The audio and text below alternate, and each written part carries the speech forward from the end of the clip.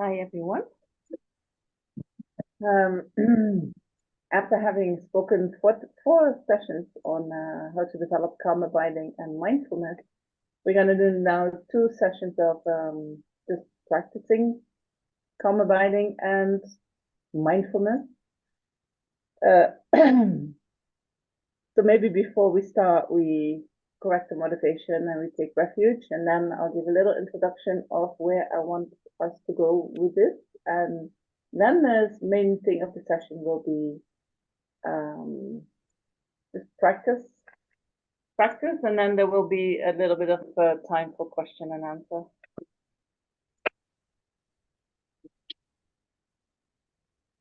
So we can maybe just close our eyes and center the mind for a couple of minutes. So make sure that you sit comfortable.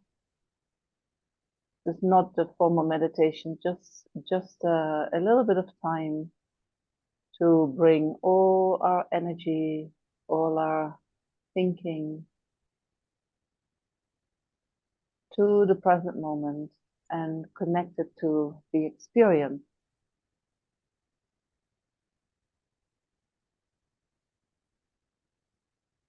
And so the best way or the easiest way to do that is to bring the mind to the body.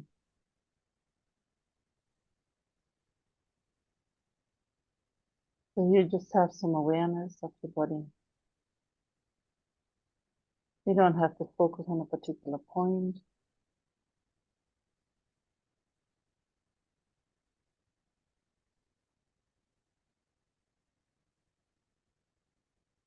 And if you notice that part of your mind is still caught up in the past, going over past events, bring that aspect of the mind also to the present moment.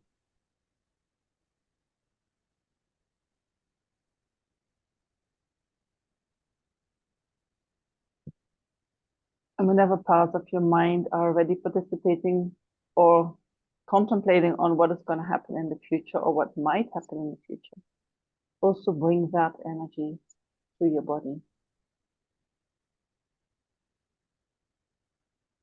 The only place where we can do something is in the here and now. Past has no power. Whatever we try to do for the future has no power. But we can deal now with whatever hasn't been dealt with in the past, and we can prepare now for whatever's going to come in the future.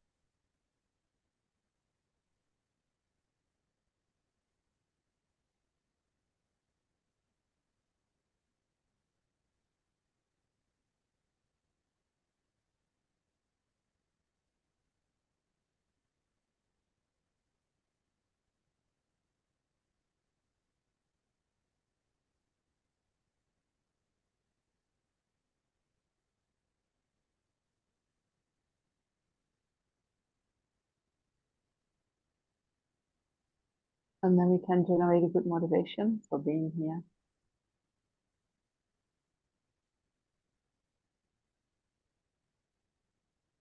And the motivation is the least of the motivations that is seen as a good motivation is that we use whatever benefit comes from being here, that we use that in order to make our life more meaningful.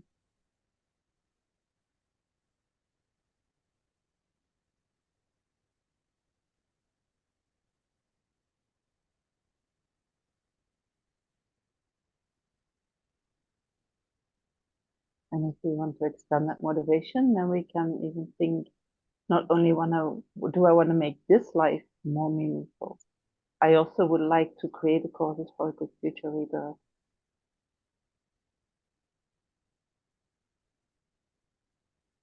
So that I don't have to suffer that much and so that I have the good conditions to continue my Dharma practice.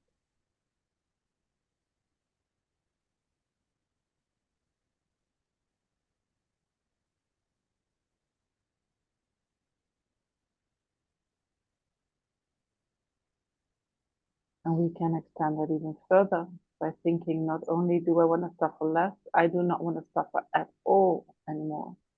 And so therefore, I'm going to do this session to make this life most meaningful, but also to create a causes for complete liberation from all suffering, complete freedom from all suffering, which is the state of liberation.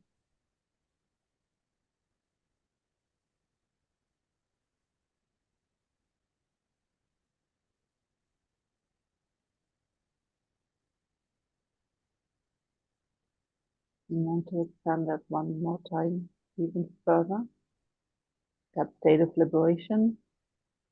We're not just going to achieve that for our own sake. We realize that just as we are suffering at the moment, all sentient beings are suffering. We realize our connection with all sentient beings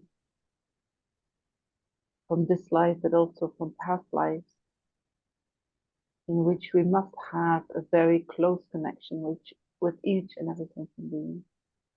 And so therefore, I'm not only going to strive for my own freedom from suffering, but also for the freedom of suffering for all sentient beings. How can I do that? Only when I develop my full potential of wisdom and compassion, only when I develop the state of full enlightenment. So therefore, I'm gonna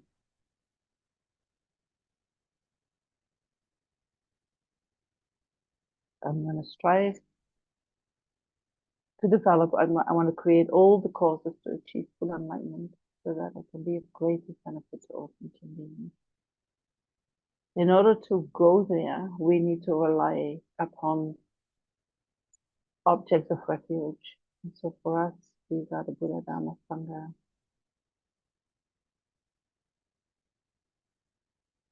They are our guide. And the more we follow them, we are protected from falling into the suffering.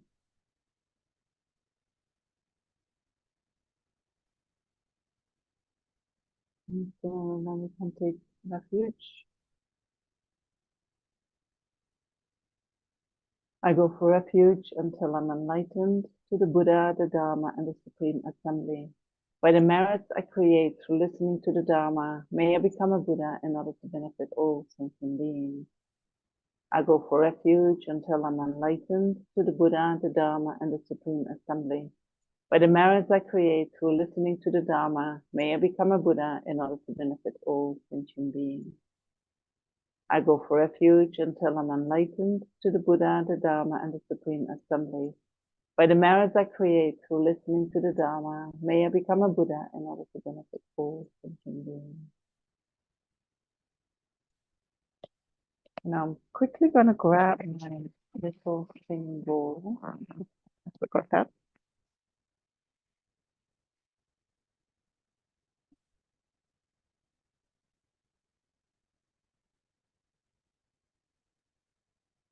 Susan?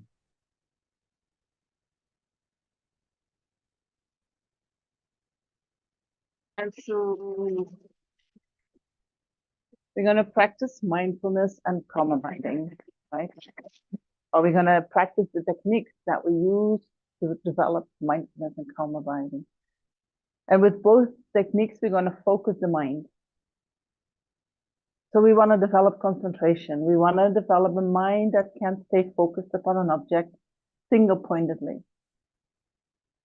At the moment, our mind is mainly distracted, right? We are used to being distracted. It is our habit being distracted. We don't even know what it means to really focus the mind onto an object. And so training the mind in that means that we need to develop a new habit. It's like, if you haven't done any walking or moving or for a long period of time, the muscles are used to becoming weak and the muscles are used to not being used. So then if we say, okay, I want to look better, I want to become more fit, I want to develop my muscles, the strength of my muscles, we need to engage in a new habit. Right? That's not going to happen when we sit on the couch. We have to go out and we have to do the walking. So we have to engage in the exercise. And in the beginning, we exercise slowly and not too much so that the body gets used to it. And so then in that way, we create a new habit of, instead of doing nothing, we actually engage in activity. And so for a while, our mind will resist and say, oh, I don't like this, I don't want to do it. And then we have to say, we maybe have to think about the good qualities that are going to arise from going out and doing your walks. And for us doing the meditation, what are the good qualities that are going to arise from that? And we let that inspire us to overcome that resistance of creating a new habit. And so we will start there. First, we're going to do the posture, setting up a good posture. And then we're going to practice the single-pointed focus, or the techniques that we use to bring the mind back. And these are exactly the same techniques. It is like, if you want to walk more, if you want to go from sitting to walking is always the same thing. But then you can build that up in a certain way. So we're going to do the build up. But the technique itself is always the same thing if you develop single-point concentration. And then once we have a little bit of concentration, then we're going to engage, we're going to use that to analyze the truth. Right? The more we understand how things are, the more we counteract our own deluded views that holds on to things in a way that in actuality they do not exist like that. The more we develop, when we analyze the truth, then it will be the truth that is going to counteract the deluded mind. It is the truth that is going to help us to counteract or to become free from the suffering. Right? Sometimes we use meditation, we just want to have a calm mind, right? So we do mindfulness and we do every day half an hour, and we just sit and we focus single-pointedly on for instance, our breath as good as we can. And then we go to the job, or we live our life. And then at the end of the day, the mind is kind of distracted. And the next morning we do it again. And so we give ourselves every day a little break from the disturbing emotions, and that is going to take us through the day. That's very good. But if you only do that, you will have to repeat that forever. Because just focusing single-pointedly upon an object does not have the power to really liberate you from your suffering, to really counteract that disturbed mind, the mind in which disturbing emotions arise. It just doesn't have the power. The only thing that has a lasting power is when we develop wisdom, when we develop knowledge, when we counteract our own mistaken perceptions, which are not in accordance with reality, and we transform them into correct understanding about the nature of reality. And the better we have that correct understanding about the nature of reality, the less delusions naturally will arise in the mind. So then we don't have to sit every day half an hour, because the knowledge is there all the time. And that knowledge can be applied all the time. And so then the delusions will have much less chance in order to arise in the mind. So we're going to first do concentration, and then we're going to apply that concentration to get better understanding, better insight into the mind. So what I wanted to do is by setting up our posture, to make sure that we have a good posture. I feel having a good posture is half of the work. If there is a good posture, then the posture is supportive of the meditation. And I normally start with every meditation is like a new meditation. This is the meditation from today. This is the meditation from here right now. So I set up my posture for every meditation as if it is the first time I set up the posture. And I go through all the points, and I make sure that in this moment, my body is like this, my mind is like that.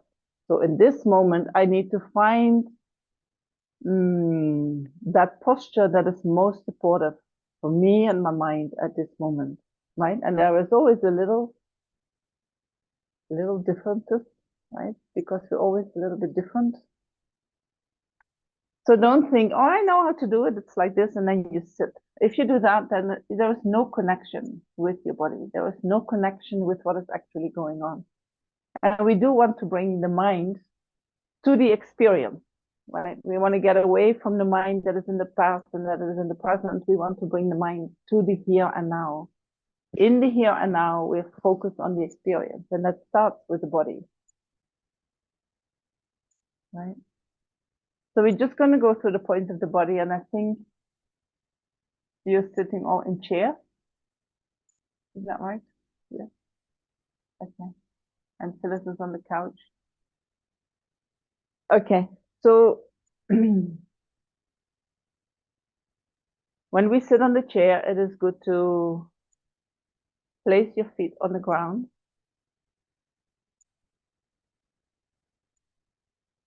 And to really feel that connection with the earth, or with the floor, or with what is beneath your feet. That you feel that there is an interaction going on between your feet, the energy within your feet, and the energy of the earth. And so you can visualize that interaction is actually going on by visualizing some energy going up and down between the earth and your feet.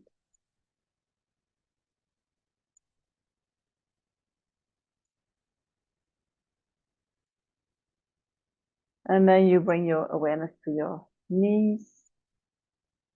They are relaxed. There's no tension in your knees. And then to your hips.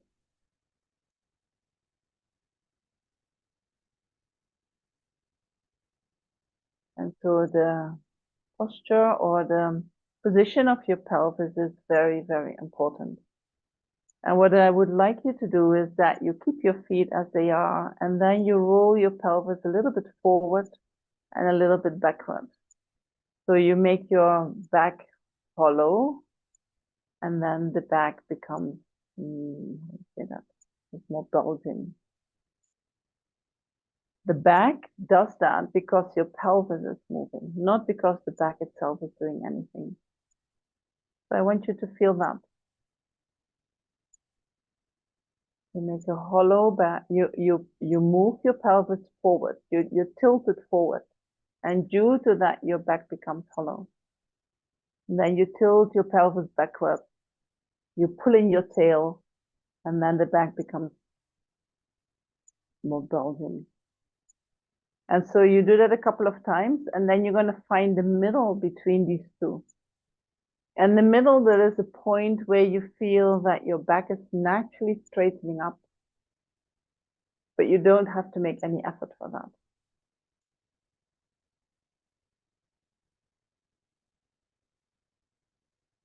There is a point that you can feel like, okay, when I leave my pelvis like this, my back is going to be fine. My back is straightened up, and I can feel that all the muscles, they are relaxing. Because the straightening is coming from the position of the pelvis. It's not coming from the muscles in your back.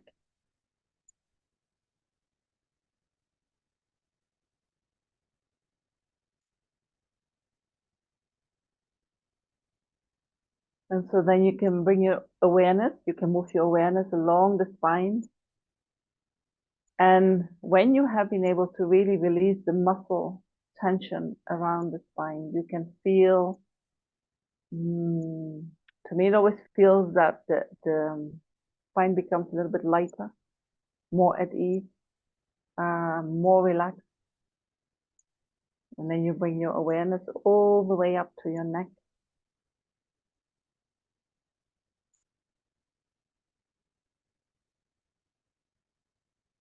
Now you can place your hands in the position of meditation.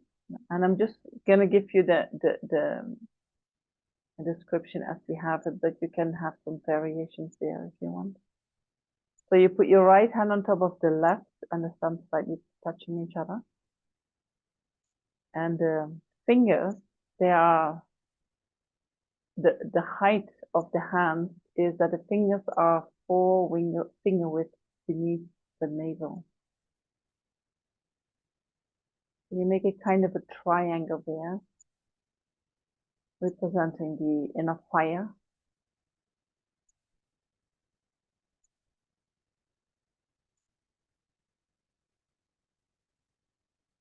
The elbows are a little bit away from the torso, from the body, allowing air to move around the arms, around the elbows.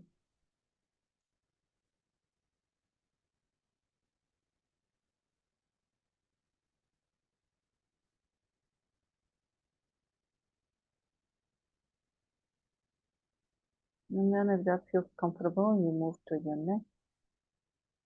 You stretch your neck, or you open up your neck. And sometimes it can be helpful to visualize as if you have a little ring here on the top of your head and the Buddhas, they are pulling you with a rope up. So when you straighten your neck, your chin is a little bit in.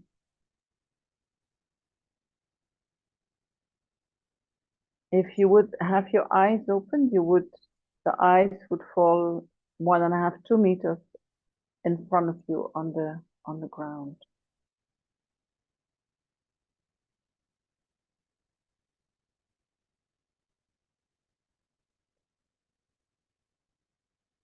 The jaws are relaxed.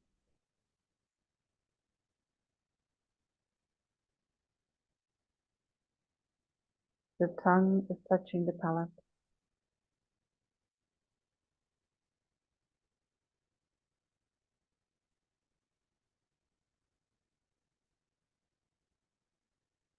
And the eyes are half closed, half open. And if we're going to look for the middle between these two, then you close your eyes, not too much, because you do not want to fall asleep. But you also don't open your eyes too much, because that would make you distracted. So you need to find that middle between these two, where the mind is the least distracted, but also doesn't have the tendency to fall asleep.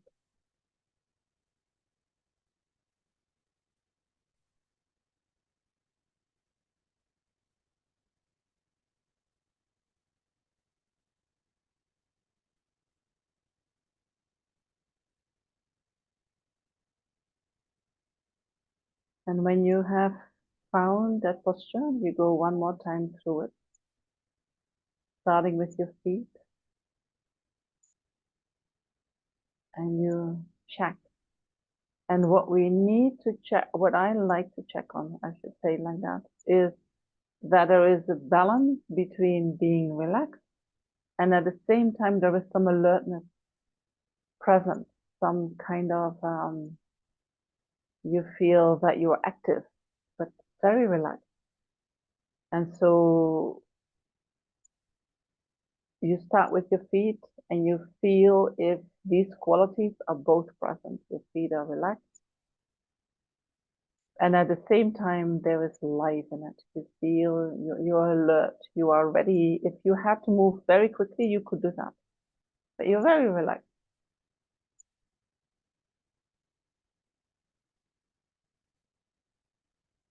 And if it needs some adjustment, you can make that.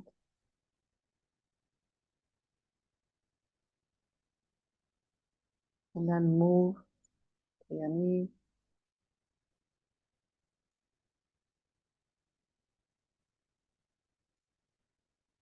To your pelvis.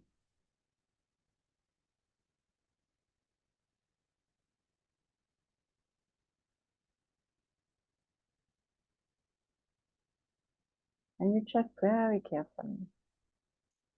Does it need a little bit more of this, a little bit more of that?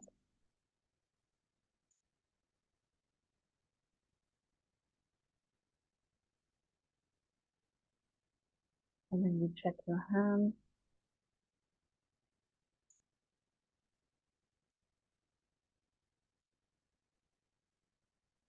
The elbows, a little bit away from the body.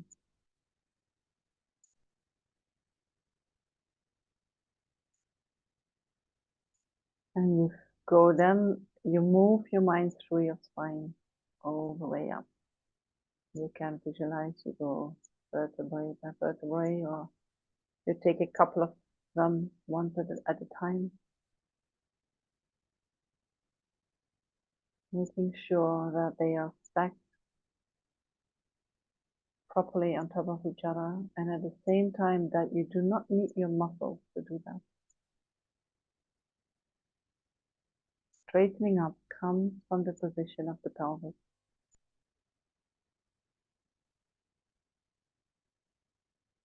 The shoulders are relaxed.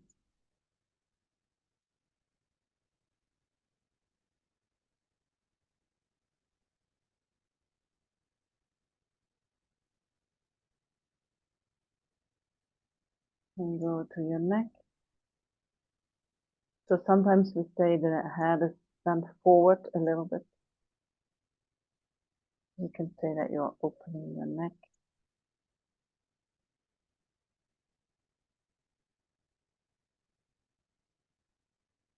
And maybe you can feel the energy from your tailbone all the way up to the top of your crown, or the crown of your head, top of your head.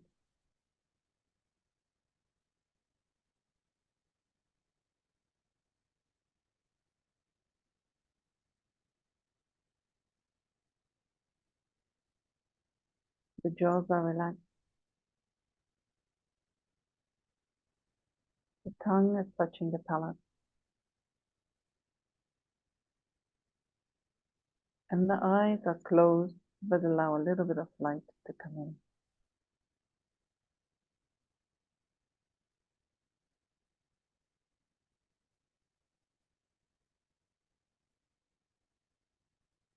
And then you let your mind rest on your body.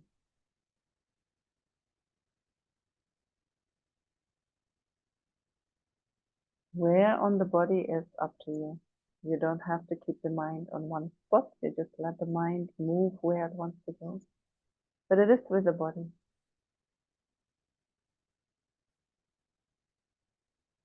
And if it is helpful, you can go through that posture again and again. If it helps you to keep the mind with the body, you can do that.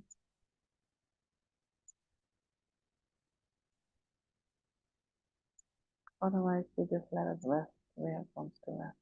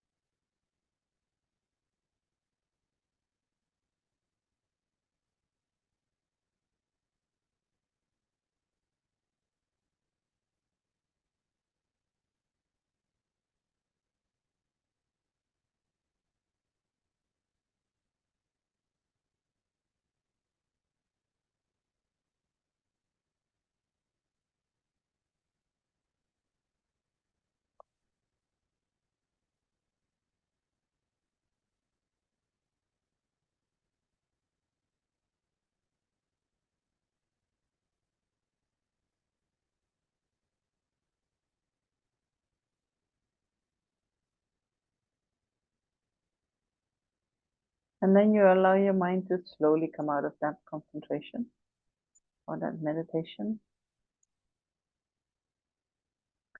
And try to find that natural rhythm of the mind. Right? You don't have to wake up straight away. You come slowly back, in your pace. For some people, that's faster than other people, but as long as it's your pace, you're doing the right thing. All right. So that's the body, and I think this posture is the best posture to help the energies move, right? Which is eventually what we want to happen. We want to make a connection between our thinking mind and our experience. Right? So to get to the experience, in the experience, energy can start moving. When we are disconnected from the experience, energy cannot move. So we want to try to find that place where our body starts feeling like, oh, this is nice. Now I feel that I'm opening up. Now I feel that something starts moving of itself. You understand what I'm saying? I just keep saying it maybe. Are there any questions about the posture? Well, I have a question. Yeah.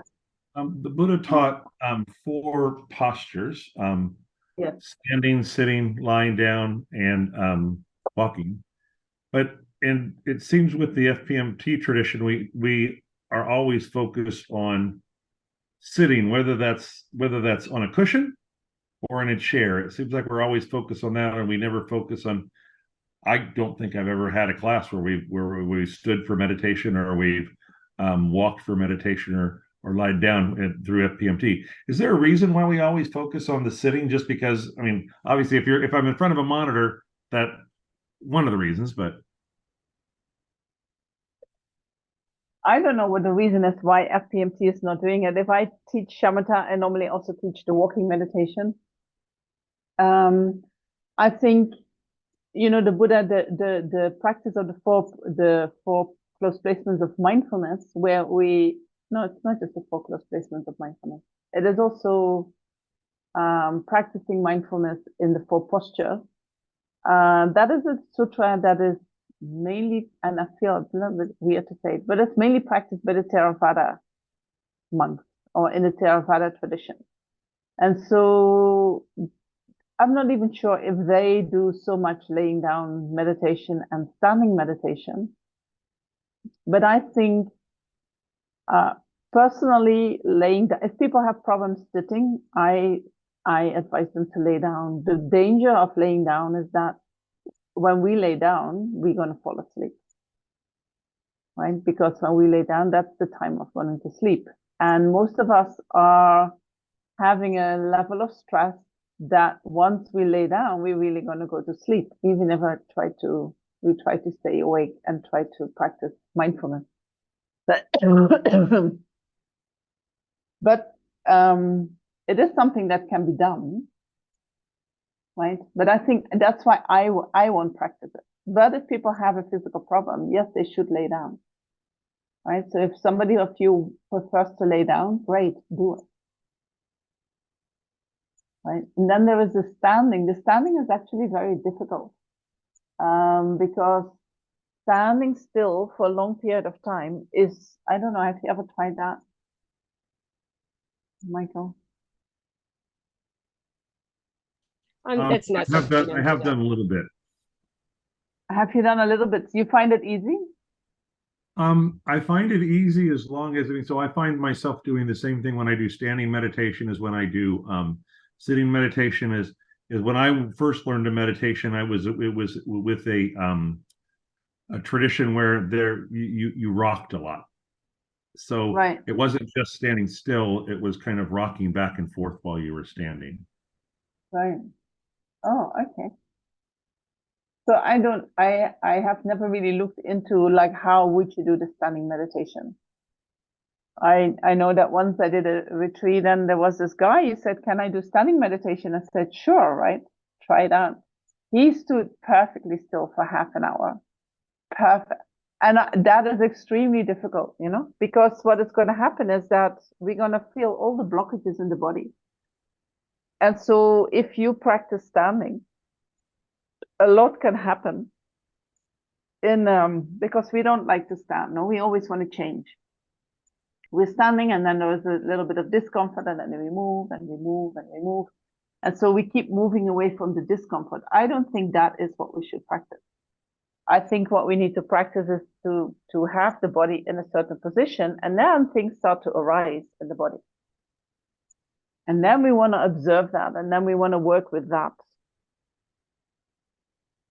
Right? And so when you have any posture that you hold, things start to happen. The discomfort starts to come after a certain period of time. And then being with that discomfort and working through that discomfort, and then liberating yourself from that discomfort.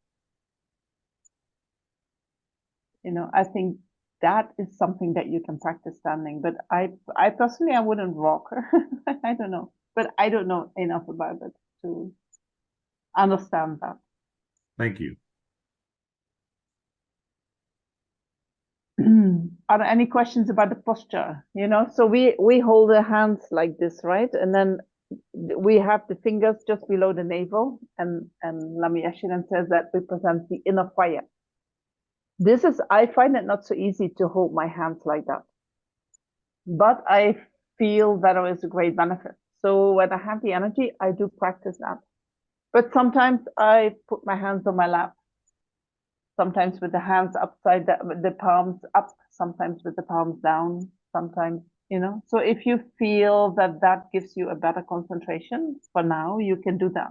But I would encourage you to keep working towards putting the hand in the mudra of meditation. All right. Susan has a question.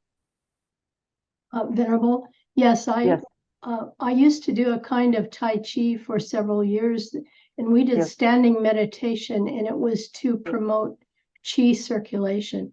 But Yes, we would thank you. stand up to 45 minutes at a time, and we Okay. had to build up to that. I could never get beyond half an hour, but we did that slight rocking only to find the center of gravity, the balance, Right. like the foot. Right. There has to be like a well. If you find the right spot, it's balanced, and that you can feel the Exactly. energy come in from the earth, and it's actually very comfortable standing. We could stand there and meditate for a very long time with comfort. You know, it wasn't unbalanced. It felt very good. Yes. But what you're saying, that's correct. It's like you stand, but you stand still. But in the beginning, you Yes. look for that right place. Exactly. You know? And I think we can do that also when we do the sitting meditation.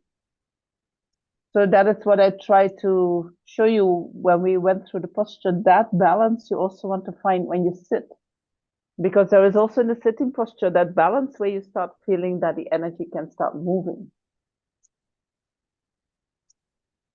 Yes. Thank you. Yeah. And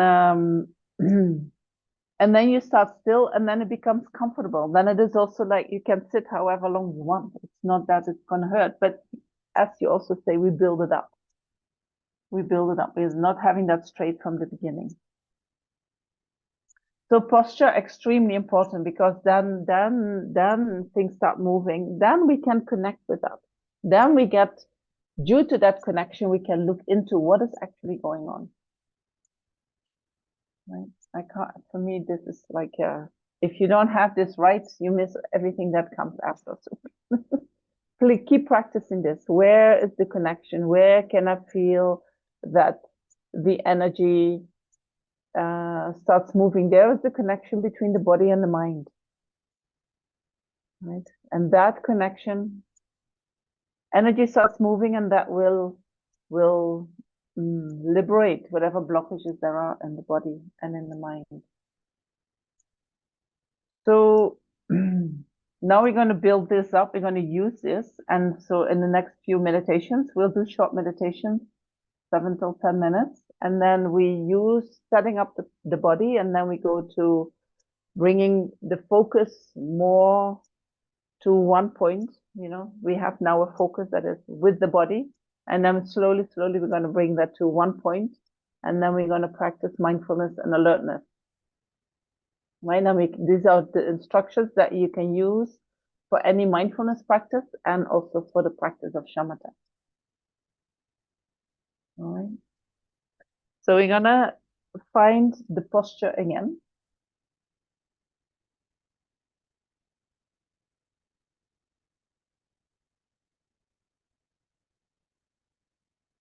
And I know you guys have been meditating a lot. But we go through the points. So you go to your feet, making sure they're firm on the floor. You can visualize the energy between the earth and your feet, exchanging.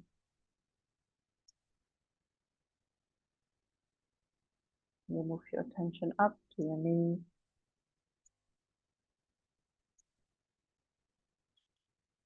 Your pelvis.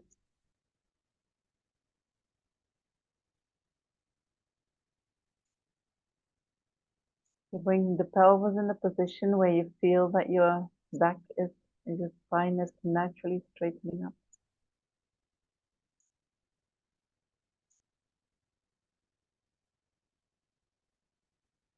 And when that happens, you feel that your muscles relax, the muscles along the spine, the muscles in your shoulder.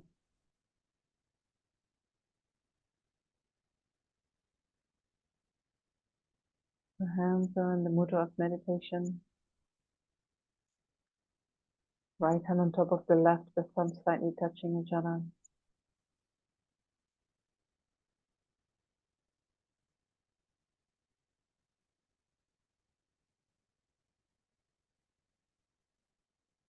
We open up the neck by bending the head a little bit forward. You can visualize the ring on the crown of your head as you pull up.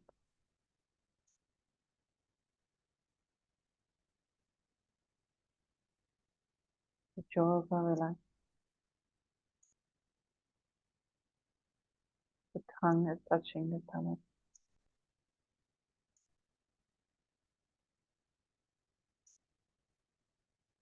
And the eyes are half closed, half open.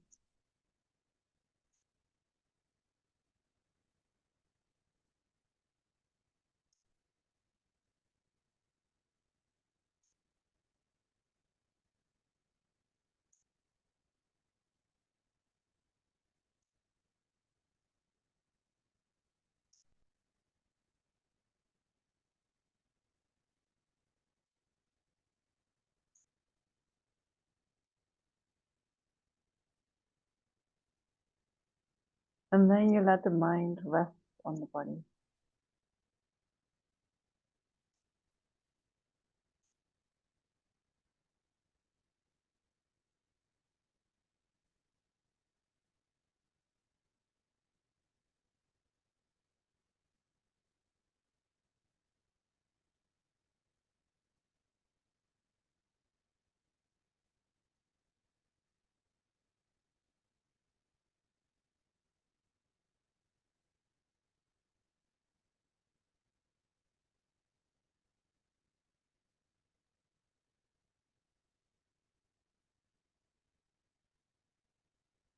You don't concentrate on one point, but you just observe what the mind is doing.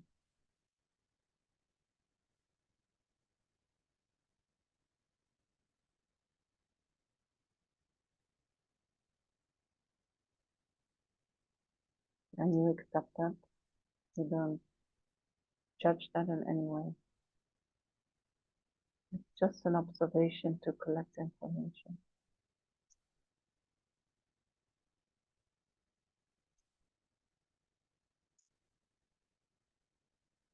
And you can also observe where you are, mainly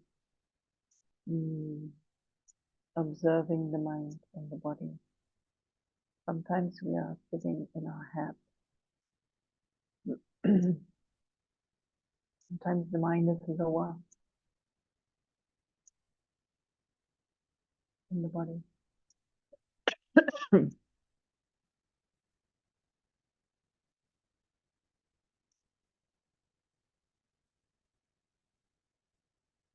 Sometimes the mind goes around through the body.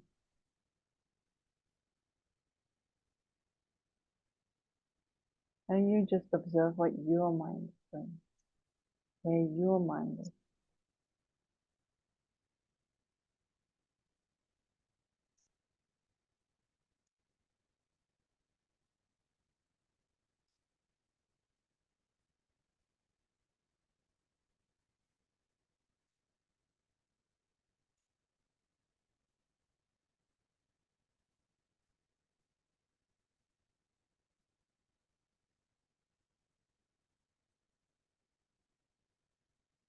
And then we can slowly bring our mind to the direction of the abdomen.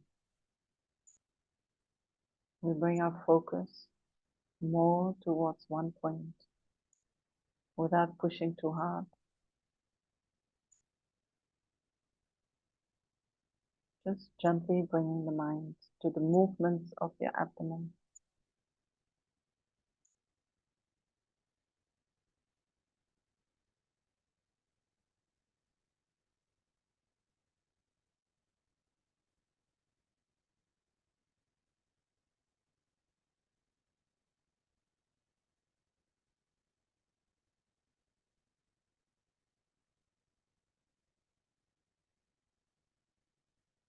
And you observe how your abdomen is rising every time you breathe in and falling when you breathe out.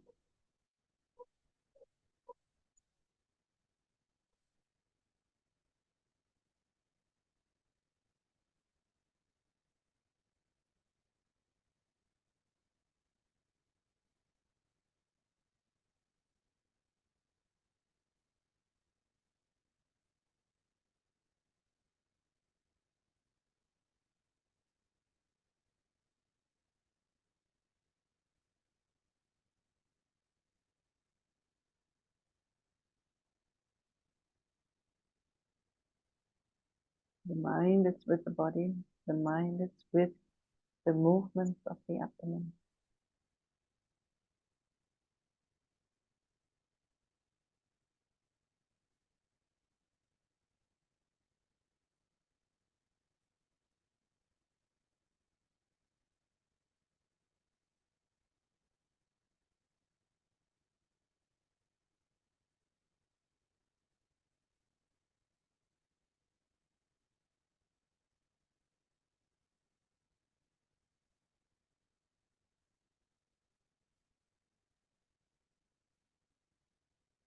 So the only thing we do is we try to bring the focus of our mind to our abdomen, where it observes the movement, the rising and the falling.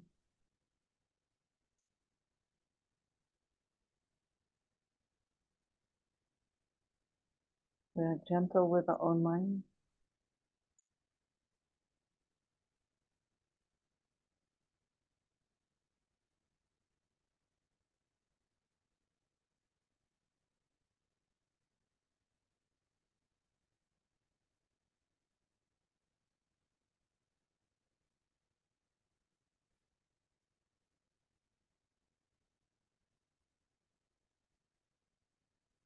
And we reset that focus again and again.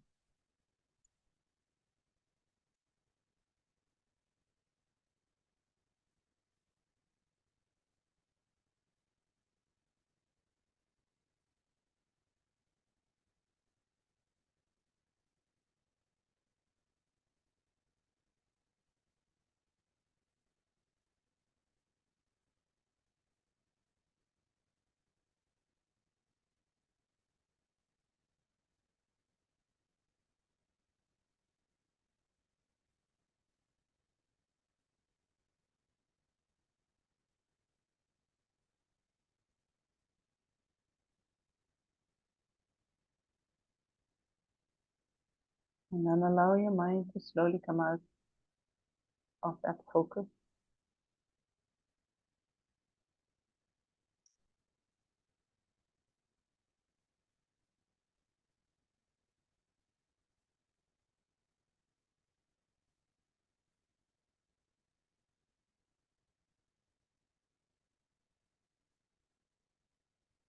So the way we relate to our own mind, the way we give commands to our own mind, right? Very important that we are gentle with ourselves, that we don't say, you have to do that.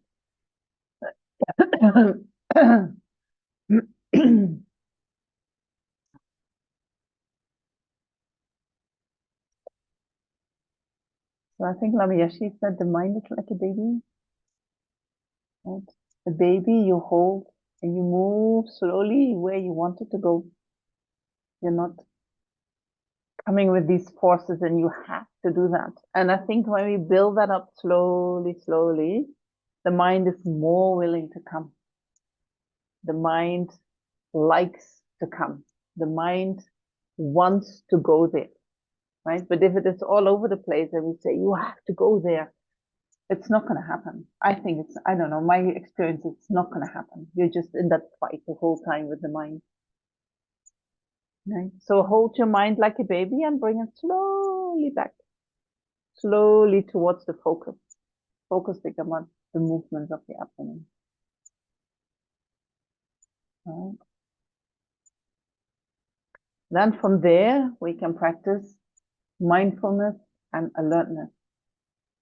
These are the two qualities of mind which are very weak in us, most of us, and that we need in order to develop single-pointed concentration. It comes from these two functions of the mind, or these two qualities of the mind. So mindfulness is the mental factor or the function of the mind that is not forgetting its object. It is the function of the mind that rests with its object. It's like, here is the object and the mind is there. And it's not going to go anywhere, just going to stay here. And so it is resting on the object. And I sometimes visualize just like, just let it rest. The more it rests, the more it can stay with the object. Right? When the mind is too tight, the mind has the tendency to run away or to get distracted. So we rest as much as we can. Alertness is the quality of being constantly present, constantly checking, which is totally the opposite in a way, right? In terms of tension. It's when mindfulness is relaxing, alertness is all the time present, fully awake. And so what happens in our mind is when we want to relax, we also lose the alertness. Okay? And when the alertness is there, we lose the mindfulness. And so here we have again to find that middle. We relax. Oh, I'm losing my alertness. I'm going to go more to the alertness. Oh, now I'm losing my mindfulness. I'm going to go more to the mindfulness. And so for a while, we're going to be focusing in between these two activities of the mind. And then see if we can hold that relaxation while we are tightening the alertness, and see if we, when we tighten the alertness, if we can hold on to that relaxation. So this is that, I think that is the practice that is going to help us to that single-pointed concentration. So we're going to focus, we're going to first practice that mindfulness that is resting on its object. Then we practice the alertness, and then we mix it. So I won't make the session too long so that we can, or this one little meditation session, we practice that. And what I want you to see is that also in the body, there are these two qualities, right? We have too much, for instance, when I have my pelvis too much tilted forward, I'm getting more tension in my body. When I have it too far backwards, I get too loose. Right? But I want to find that perfect middle where there is complete relaxation from the muscles, but at the same time, all the alertness that comes from having the bones build up in the right posture. These two qualities we need to practice, and we need to hold them together. And for the mind, they seem to be contradictory. So when we practice one, we lose the other. And so that, can you see what I mean? That is the practice. Two forces that seem to be opposite, letting them work together and have their own quality, coming into being without taking away the quality of the other or undermining the quality of the other. So we do the same posture. And we will set up the posture more quick, so that we have more time to focus on the other qualities, on the qualities of the mind. So go back into your posture.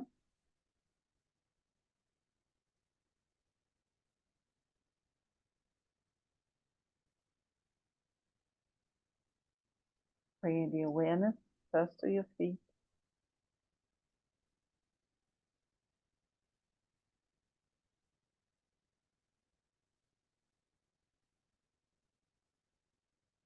Moving up to your knees, to your pelvis.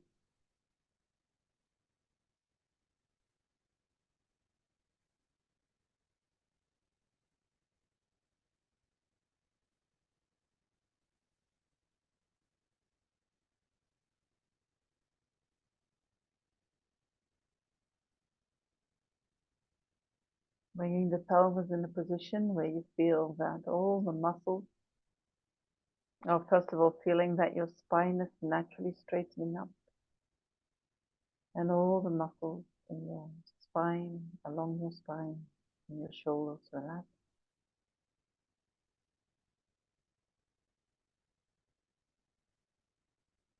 Hands are in the mood of meditation.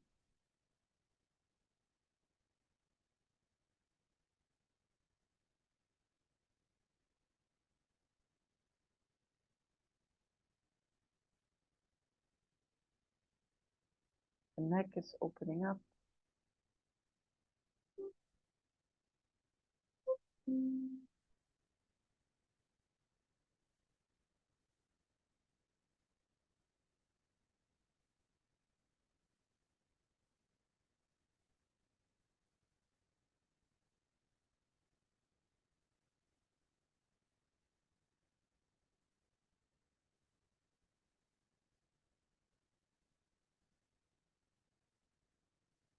The hands are placed in the mood of meditation.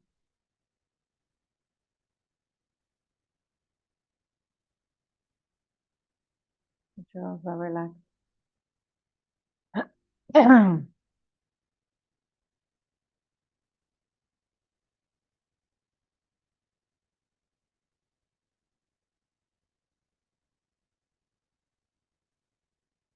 is touching the palate.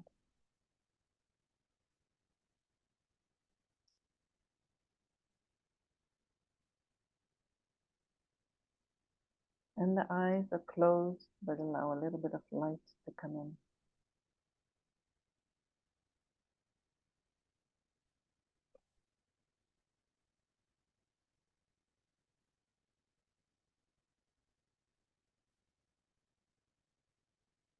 And when you feel that you have found your posture,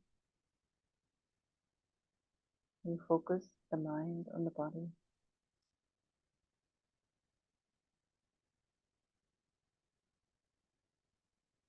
And then bring that awareness or that focus to the movements of your abdomen.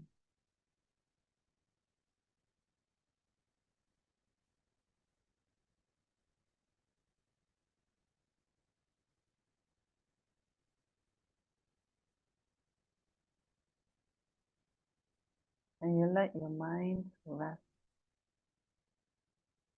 on the movements of your abdomen.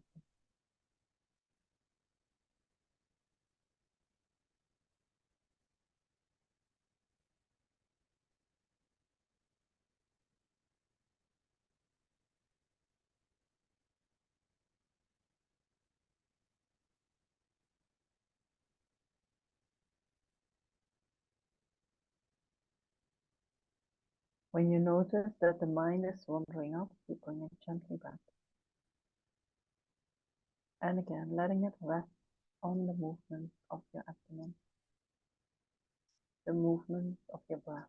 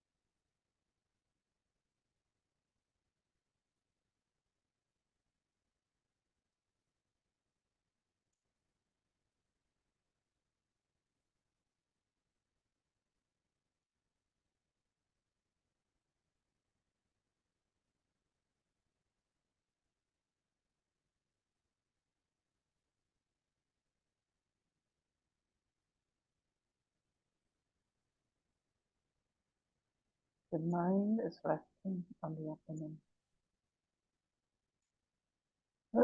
And the movement of the breath.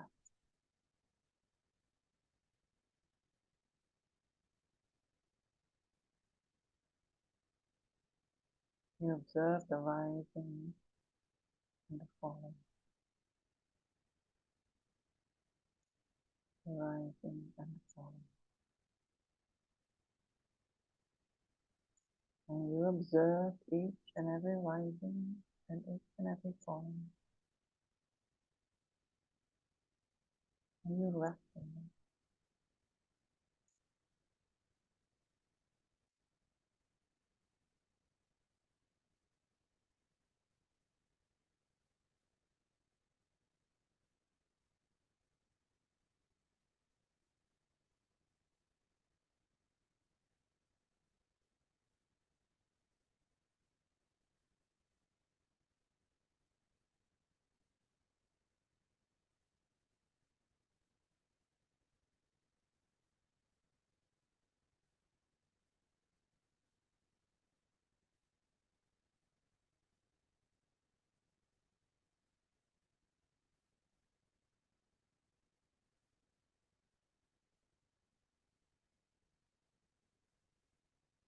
When you notice that the mind is wandering off, you bring it gently back.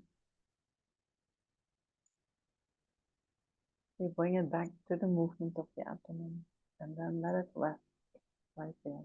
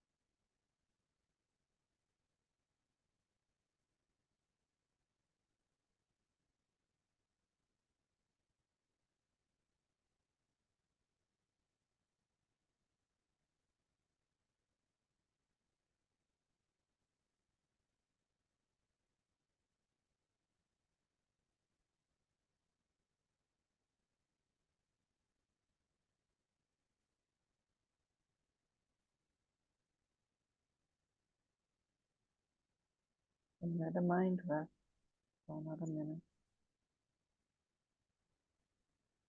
Observing the movement of the abdomen, the rising and the falling.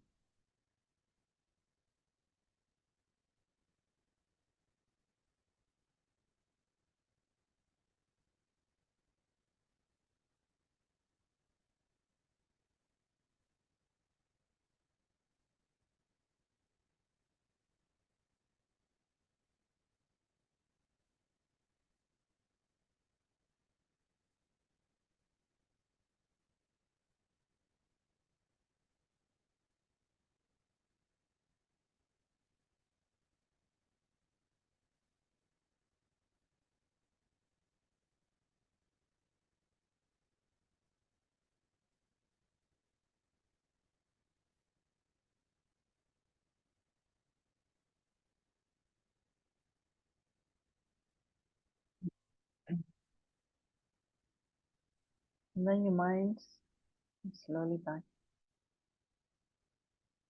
out of the meditation.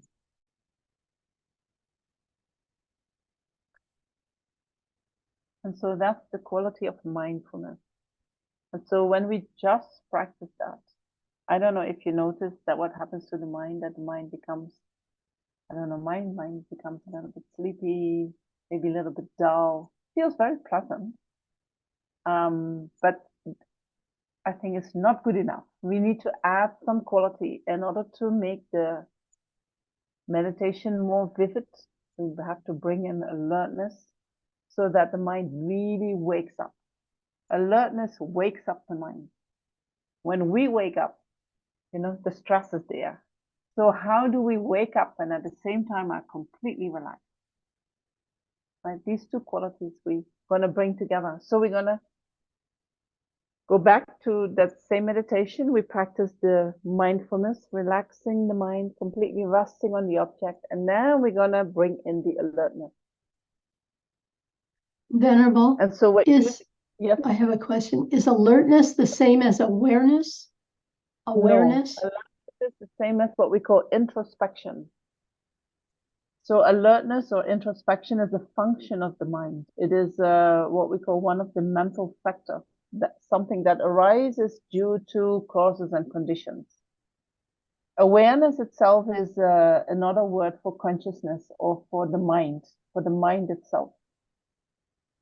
So then we sometimes say, oh, there is awareness of awareness, right? I am aware. This is coming from the Dzogchen, and I always get a little bit confused when I do that. So in general, awareness is the same as the mind. And then alertness is part of the mind, is also made up out of mind, but it is not the mind itself. Alertness is a function of the mind, the function that is checking whether mindfulness is still resting on the object or not. Sometimes they call it like a little spy or a little policeman who is sitting in your mind saying, oh, what are you doing there? Are you still doing the job? Are you still on the object or not? Right?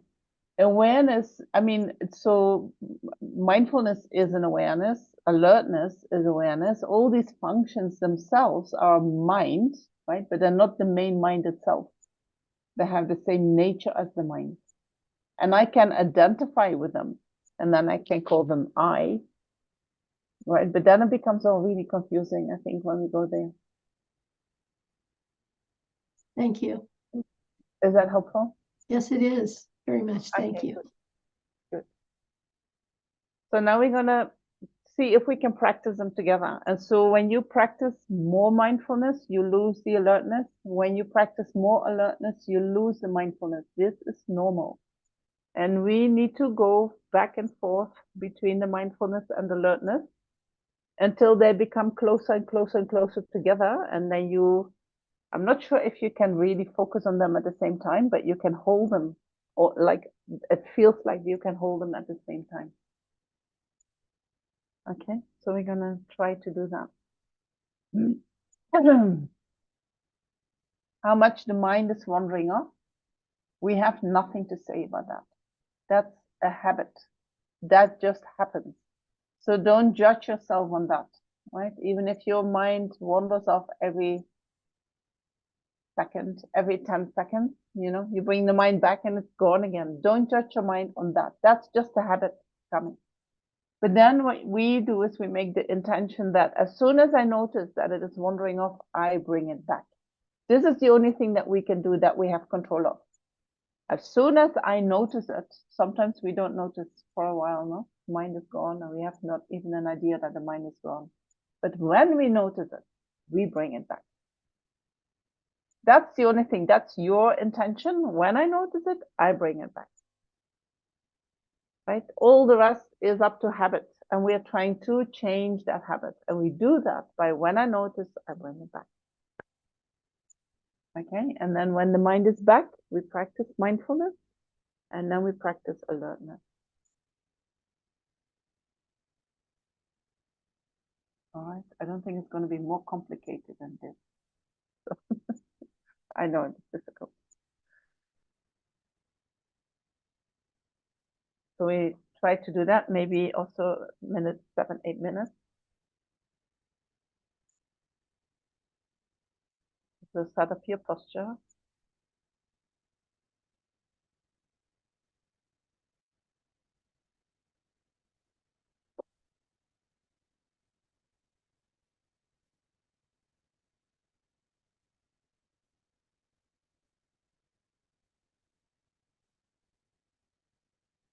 We'll show all the points of the body.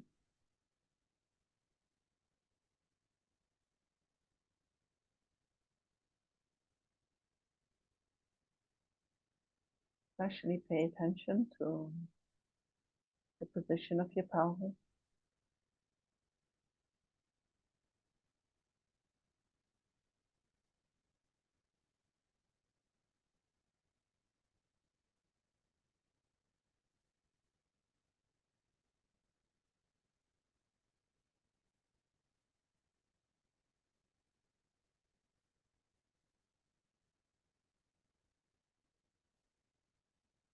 Your hand in the proper position.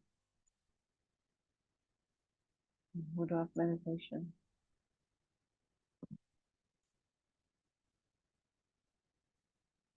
Elbows away from the body. Head is bent forward.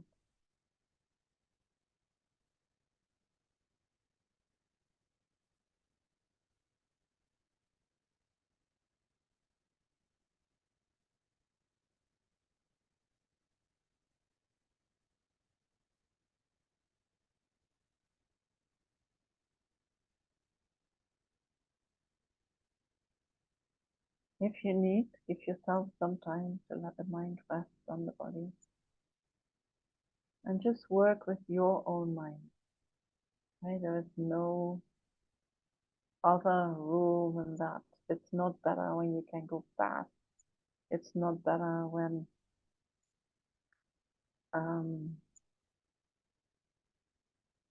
best is if you adjust whatever you're doing to where your mind is at.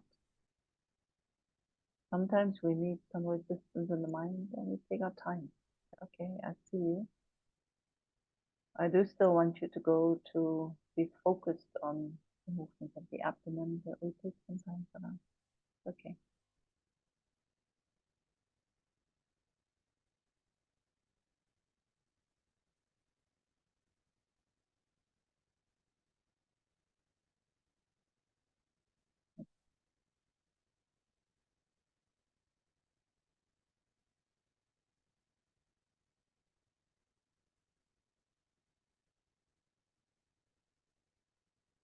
So when our body is in the posture that is most supportive of this meditation,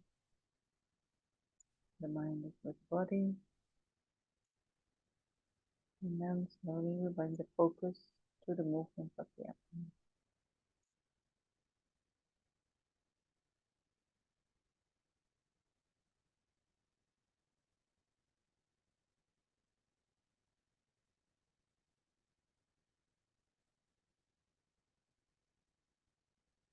It is mindfulness that is resting on the object.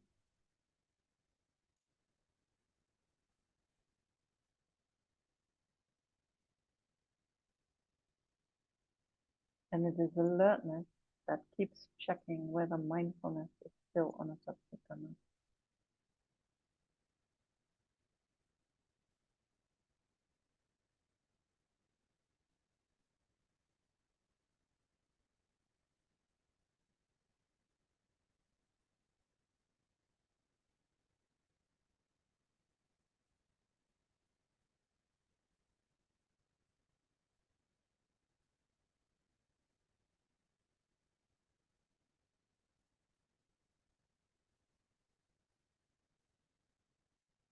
When you notice that your mind is wandering off, you bring it gently back.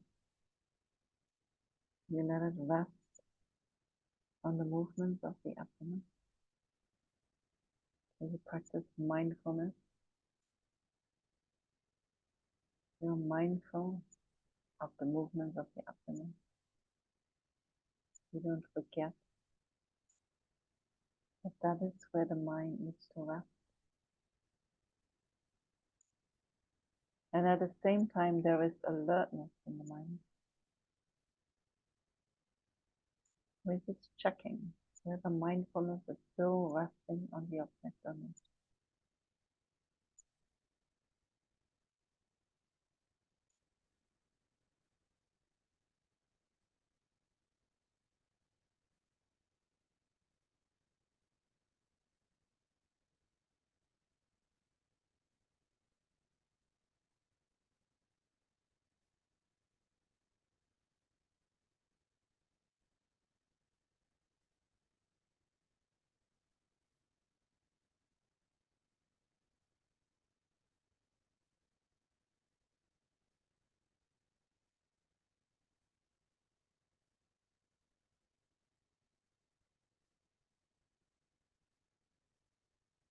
Mindfulness is that we're just resting on a subject,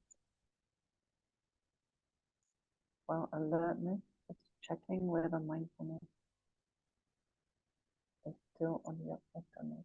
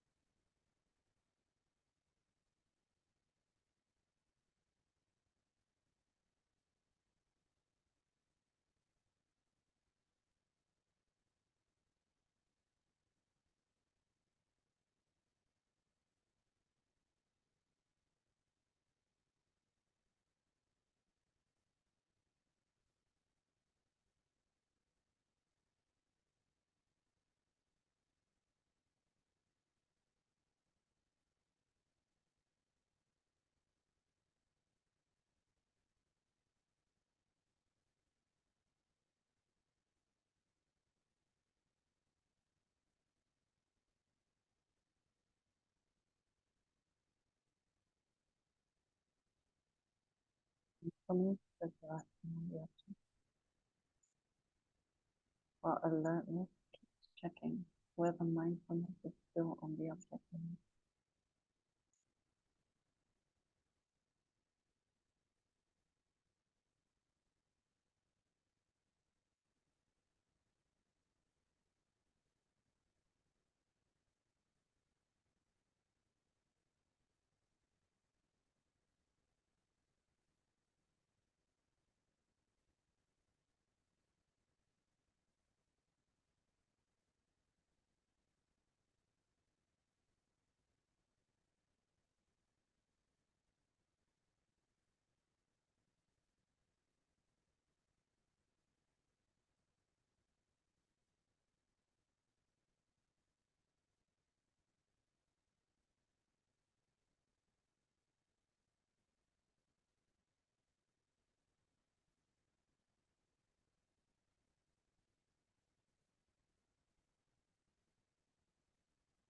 When you allow the mind to slowly come out, then meditation.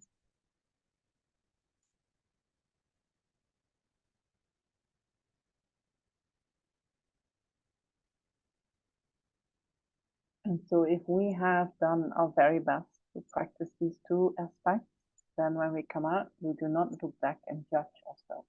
Oh, you should have done this.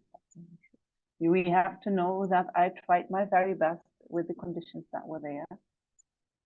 And that's good enough. That's fantastic. You cannot do better, right? So don't try to judge yourself afterwards. Okay, don't do that. Don't even try. Don't do that. It's not. We do not know. We only can work with the material, right? And so then we do our very best. So if you want to practice, if you want to develop shamatha, this is the only technique that you use, and you keep just applying this. And by just applying this, your focus will become stronger. You will be able to hold the object a little bit longer. You will be less often distracted, but also less longer distracted.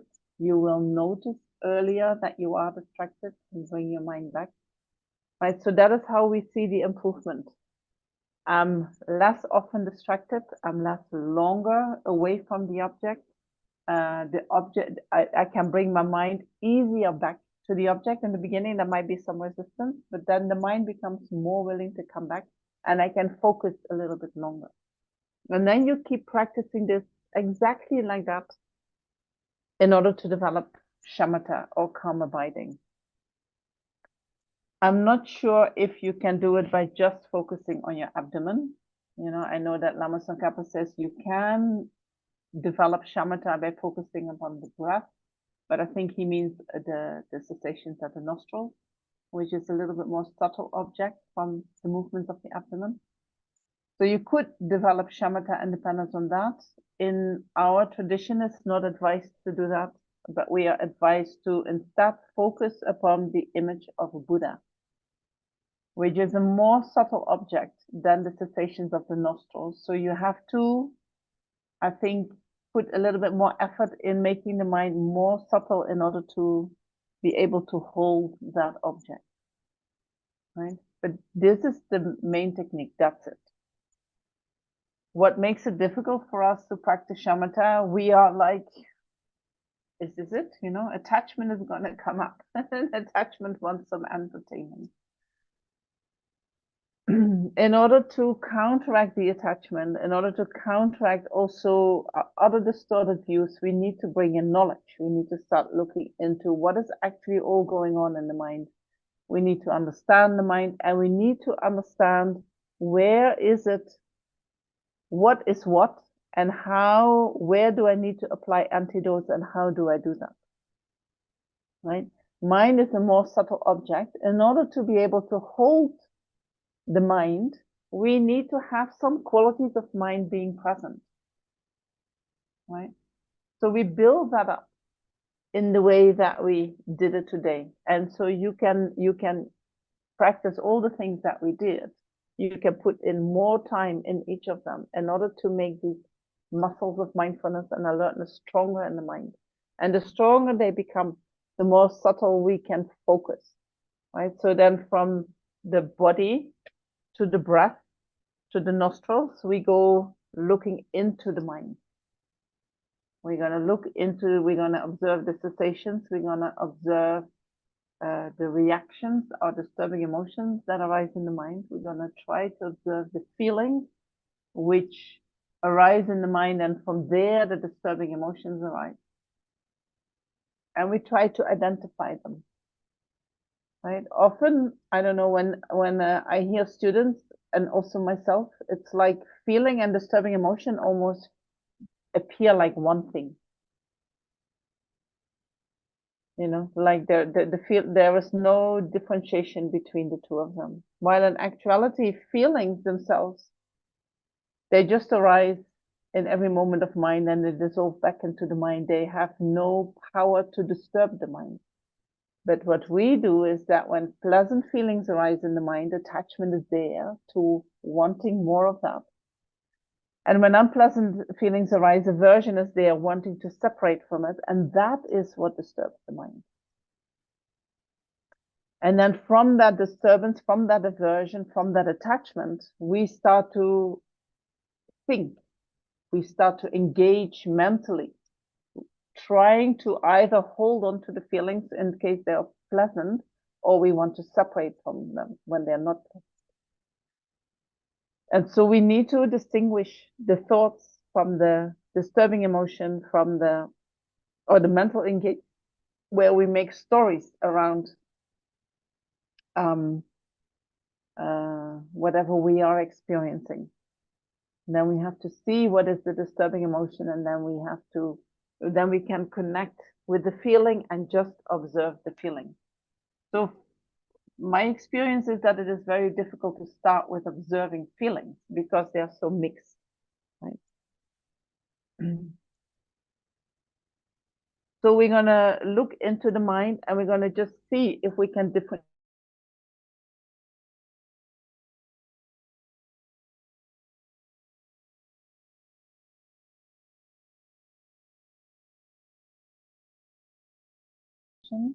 So far.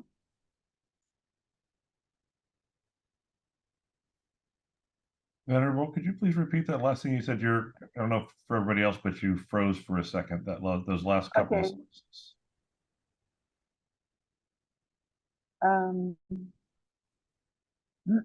So what we're going to do is we're going to look into the mind now, right? So we use the same meditation. We set up the body. We go to the breath. We have not practiced on the nostrils, right? But I feel like I don't want to spend more time on that. That is a more subtle object. It is very good to develop concentration, but I prefer not to use that when I'm going to look into the mind. I prefer to stay with the movements of my abdomen. And I use that as a kind of an anchor where I can go back to again and again. I feel, or my experience is that we all have a lot of energy here, right? We have such a thinking mind all the time. We are overthinking. So our energy is mainly here. So when I bring my awareness to the nostril, I actually, it comes with a kind of, the mind is easier agitated. Well, when I bring the mind to the abdomen, I bring the energy down. Also the mind becomes a little bit more quiet, and then it is easier to see what is arising in the mind. That's my experience. But if you have the experience, I prefer to observe here, and I don't have that problem with that. It creates some kind of anxiety in the mind or more disturbance in the mind. That's fine too. Okay, you can adjust your meditation on that. All right. So we're going to now look into the mind, right? Setting up the posture, connecting with the breath. And I will give the instruction to observe it at your abdomen, but you know that you have the freedom to go to your nostrils if that is more convenient for you. And that will become our anchor, So every time when you lose the object, you bring your mind first back to your breath, to the movements of your abdomen, and then you pick up the meditation again. All right.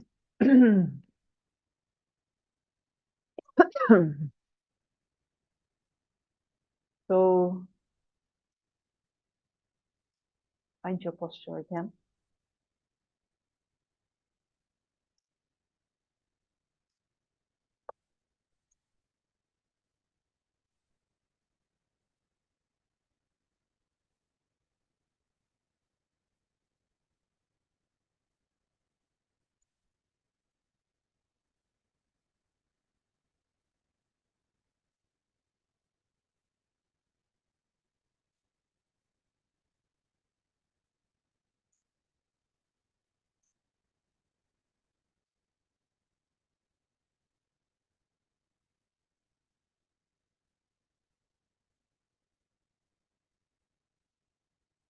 You go through all the points of posture.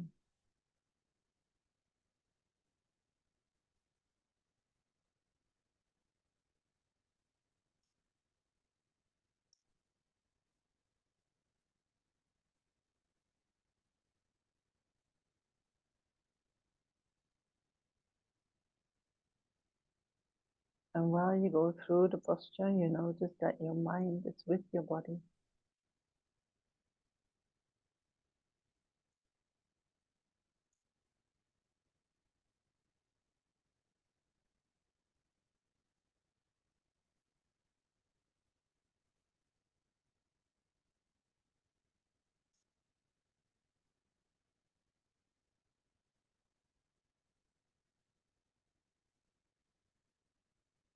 And then you bring your awareness to the rising and falling of the abdomen.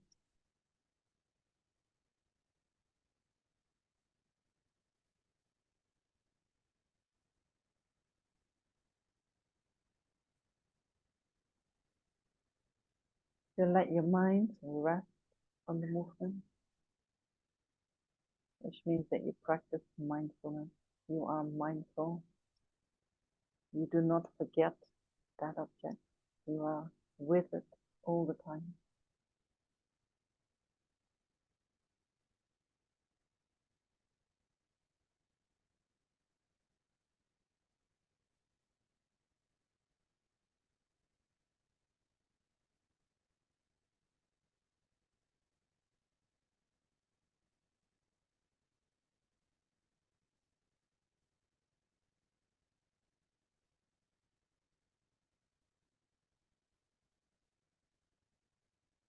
And we practice alertness, awareness, an awareness that is observing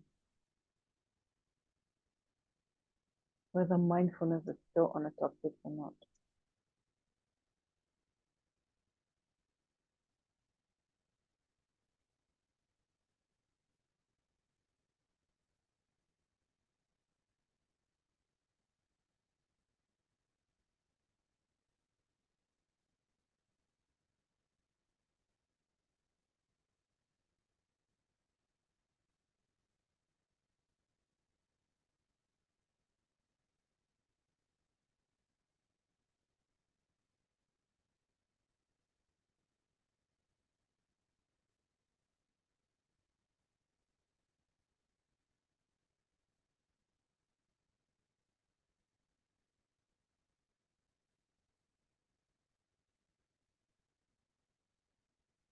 And so when the mind becomes more settled, when the mind has some capacity to stay focused in the present moment, that can only be when the delusions are already subsiding. It is the delusions that distract the mind to the past and to the future. It is the delusions that take the mind away from the present moment. And when we practice mindfulness and alertness, bringing the awareness to the present moment, we are we are counteracting our delusions. We are creating the conditions in which the delusions cannot arise.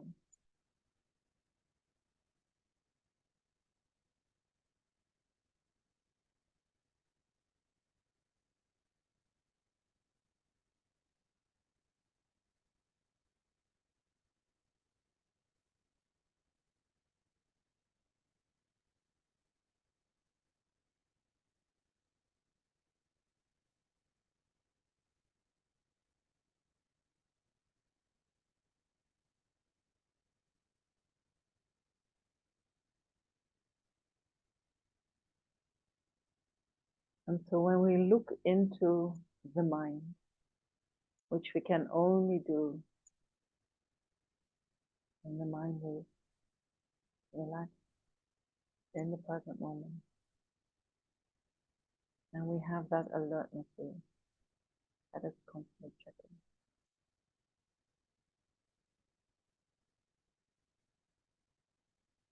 And when we look into the mind, we can look at the impermanent nature of whatever arises in the mind.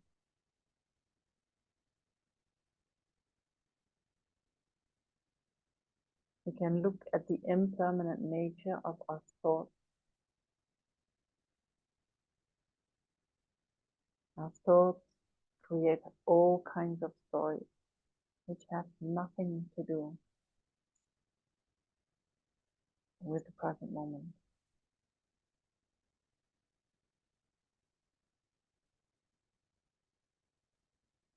So we can address these thoughts, but we can also just look at their impermanent nature. So we become an observer of our own thinking mind. And we can see that the thoughts are just like bubbles popping up, coming and going. There is not one thought that is the same. We might go in circles, we might repeat things, but it's always different.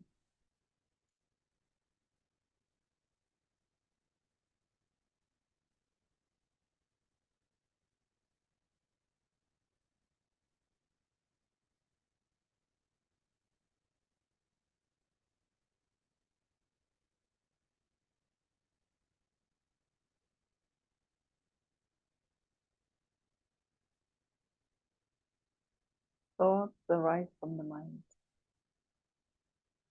due to causes of conditions. And thoughts will naturally dissolve back into the mind.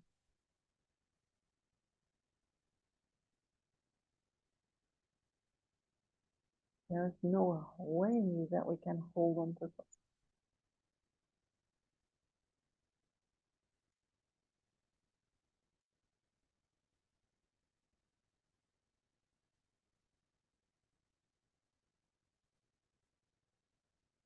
Our mind is like space.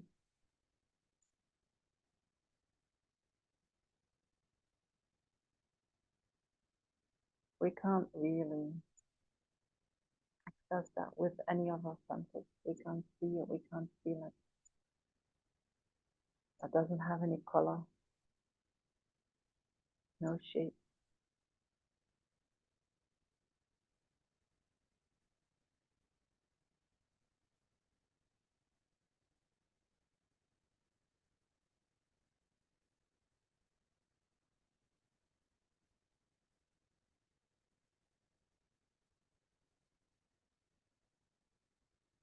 So that's the mind itself. And then the thoughts that arise in the mind have exactly the same nature.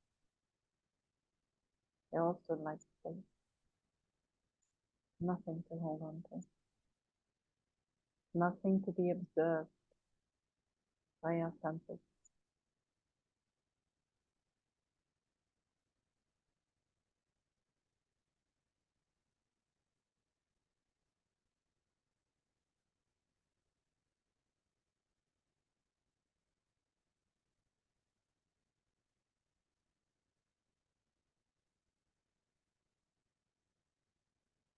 The nature of our thoughts is the same as the nature of the mind itself. And these thoughts, they arise from the mind, and then they dissolve back into the mind.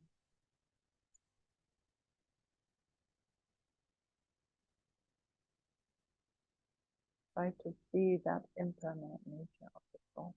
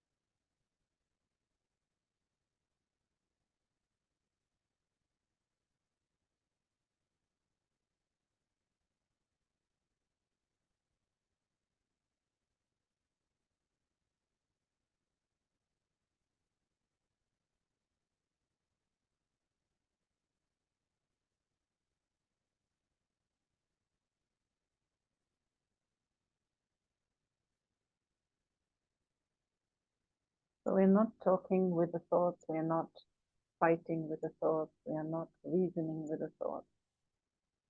We just see their impermanent nature. They're coming and going. Even if we can just see that impermanent nature, we can see that thoughts have no control.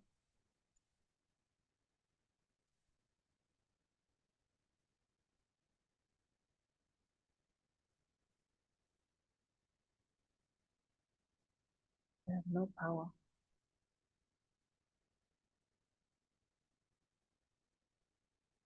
Because their nature is that they come and go. So they have no power of themselves. They cannot do anything themselves.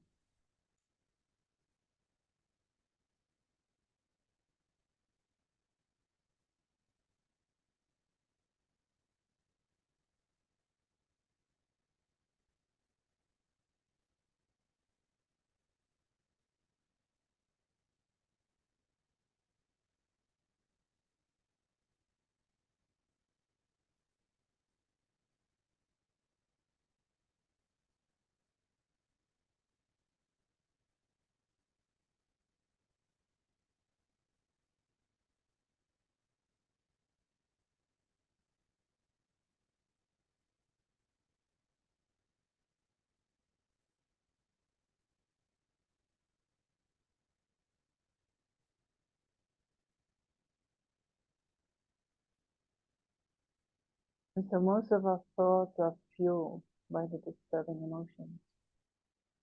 And the disturbing emotions we can bring back to two main ones, attachment and aversion. Attachment arises every time after a pleasant feeling arises. A pleasant feeling that arises in the mind is followed by attachment. And attachment tries to hold on to the feeling. It doesn't want the feeling to go. It is a grasping mind.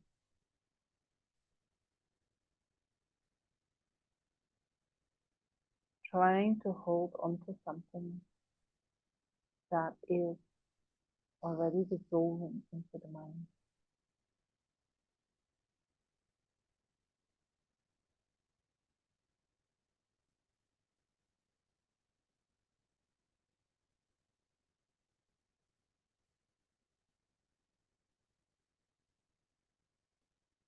And when unpleasant feelings arise, aversion follows. Aversion tries to separate us from that unpleasant feeling. It tries to undo something that already has arisen.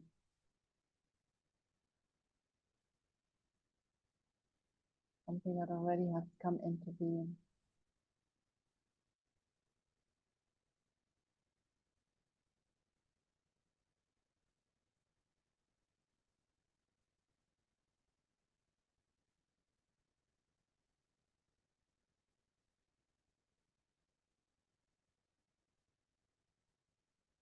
And so when we start looking into attachment and aversion, there is a lot that we can look at. But for now, we just look at the impermanent nature of both attachment and aversion. There is only so long that we can try to hold on to something or try to push away something.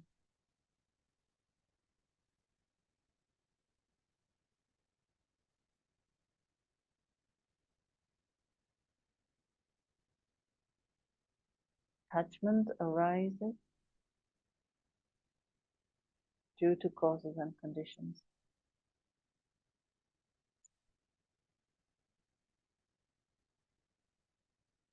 Whatever arises from causes and conditions will naturally cease to exist once the causes and conditions are exhausted.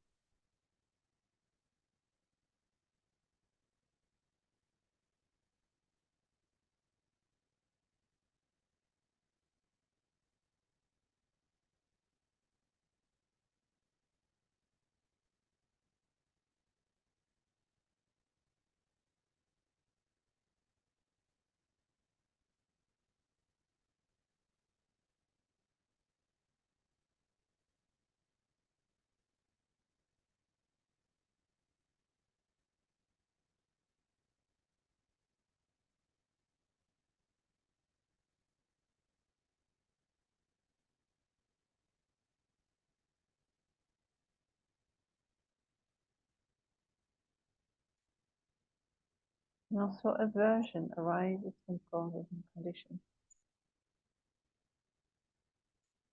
The main cause being an unpleasant feeling arising in the mind.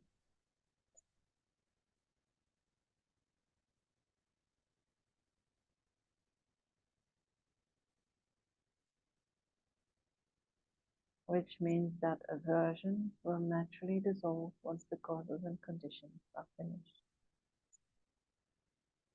It is impermanent by nature.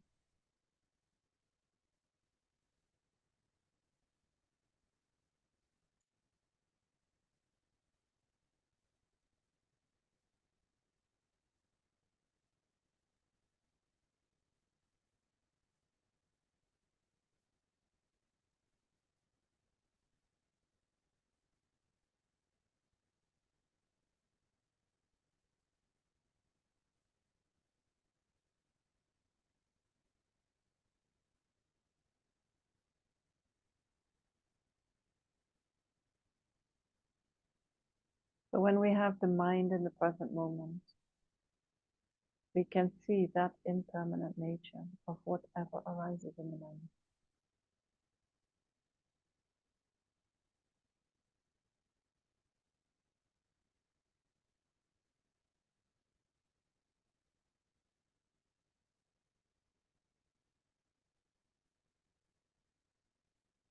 You can see how feelings arise in the mind and dissolve back into the mind.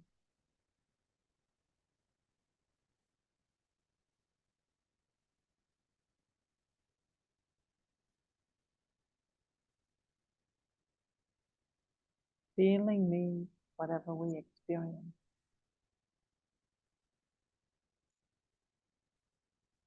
Feeling is the experience, which can be pleasant, unpleasant, or neutral.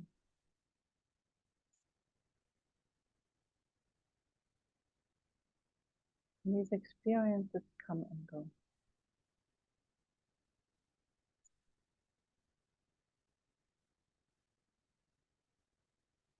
They change. They change all the time.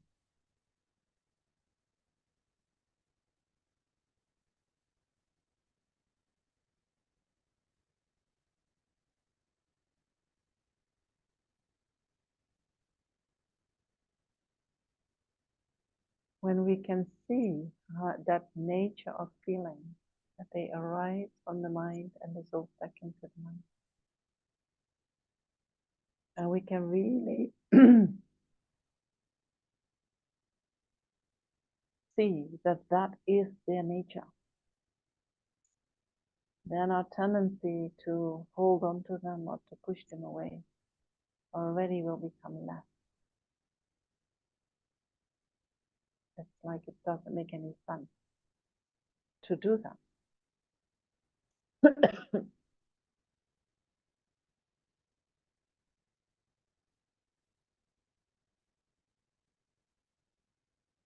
It's like having a visitor in your house that you really like. And they are about to leave. And what we do is then say, no, no, no, don't go, stay here. But it's their nature that they have to go. So we have to let them go.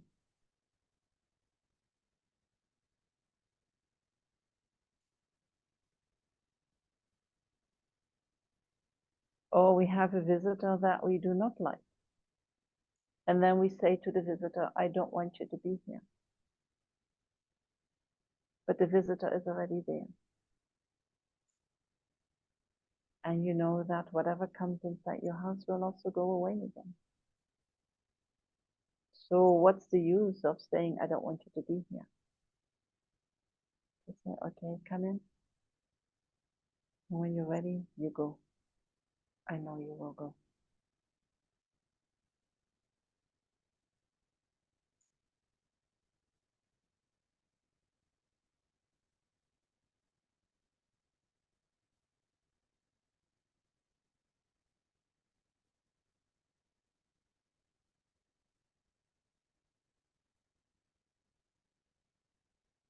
And so instead of being our reactions, we can observe our reactions to the feeling.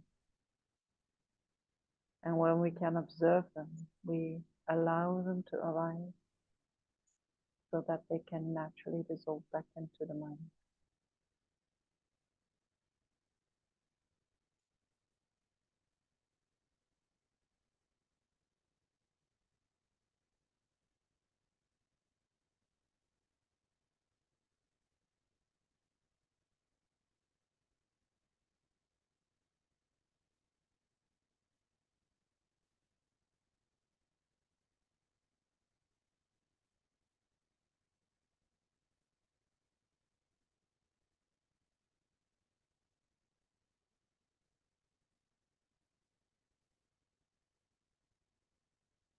So when we can see the impermanent nature of whatever arises in the mind, whether they be feeling, the clinging and reversion to the feeling,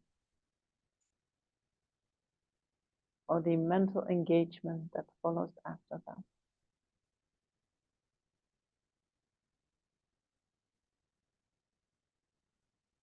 When we can see the impermanent nature of all that, they will naturally come to rest.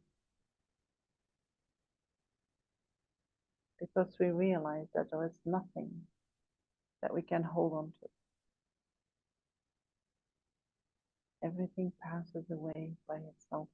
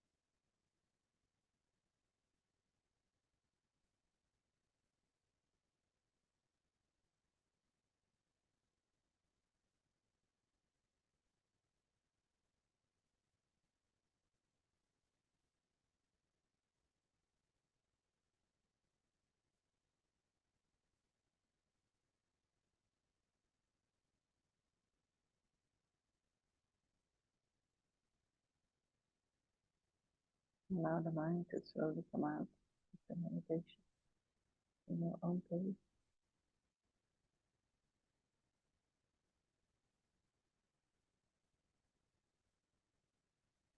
And feel ready, you can open your eyes.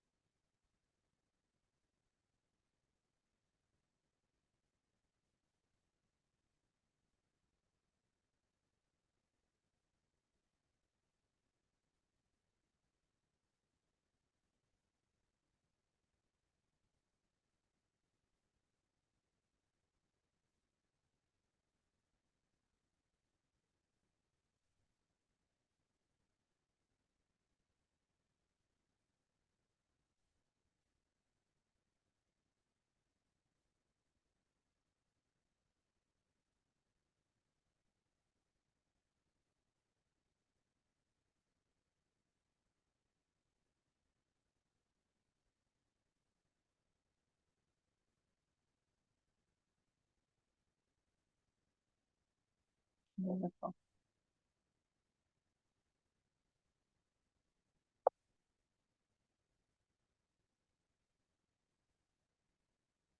And maybe we have time for one question.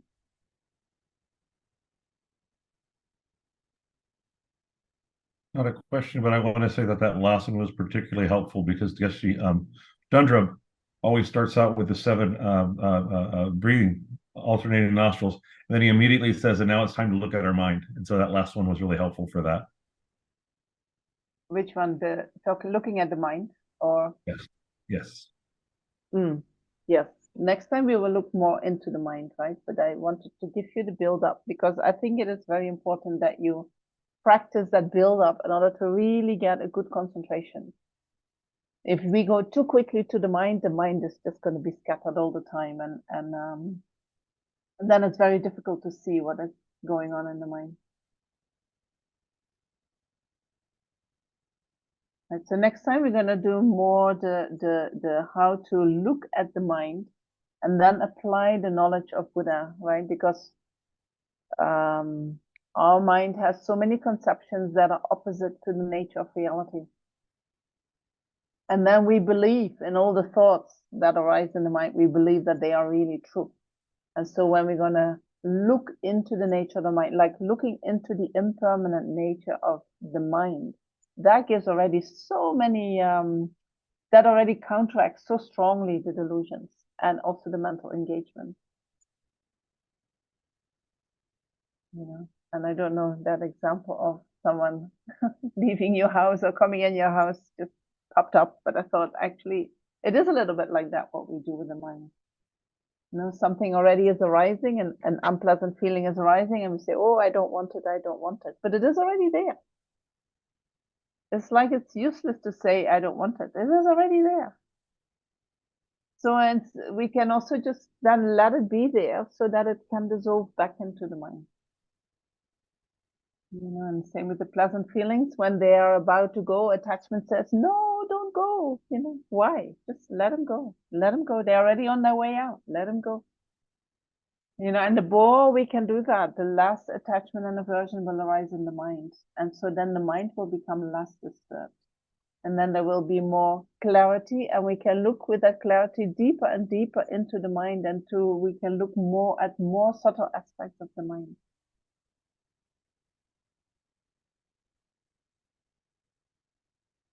All right. So next time we're going to look more into the nature of the mind, and so it would be really helpful if you practice this a little bit, you know, to make the mind ready to be really able to see it. Okay, if you can.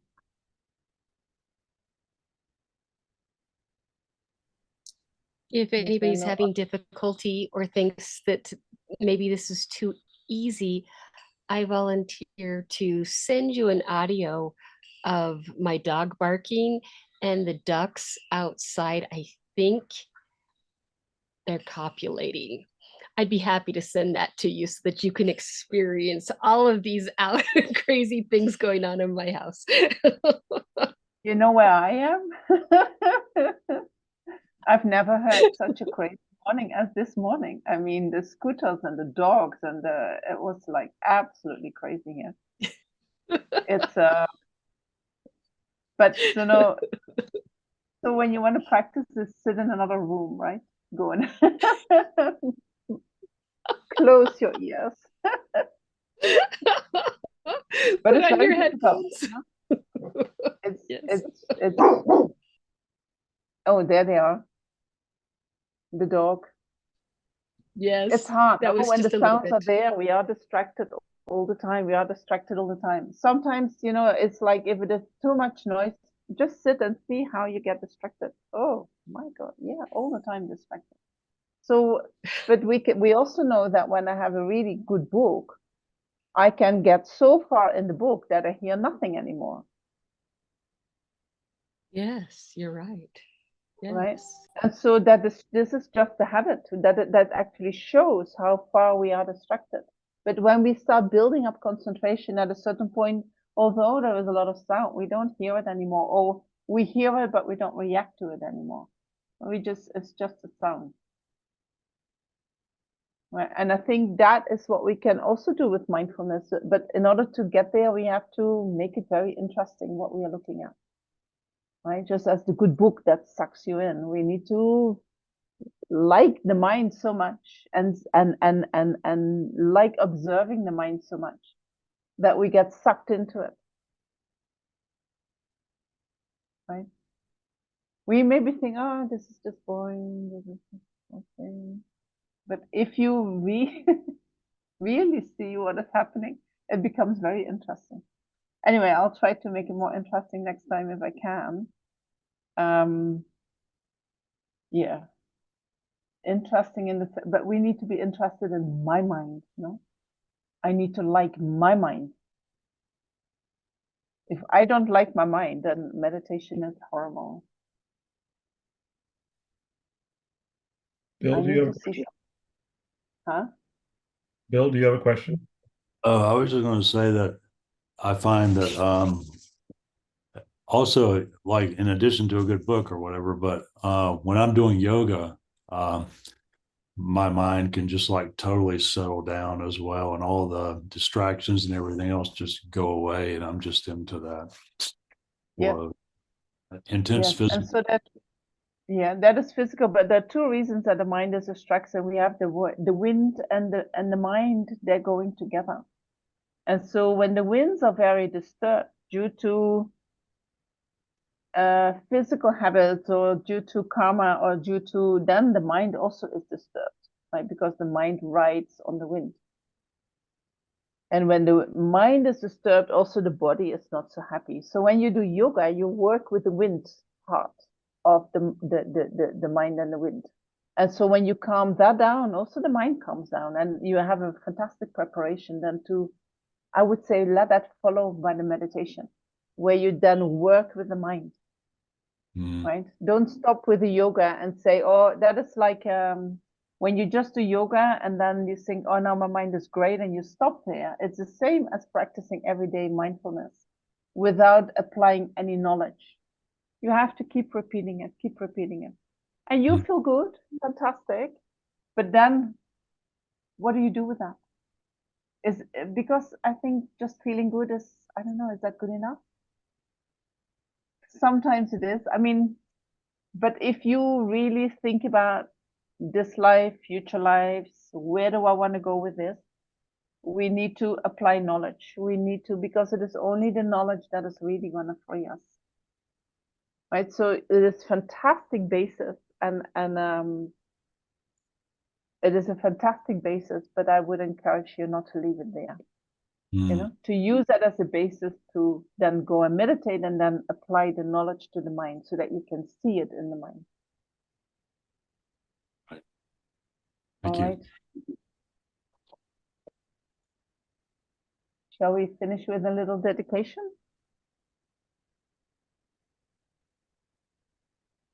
I don't know. I didn't prepare any. I can do some dedication by heart, or we read some.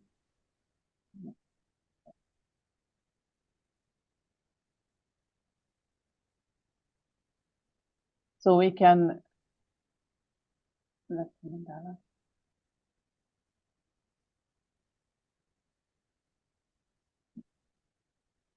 That's also mandala.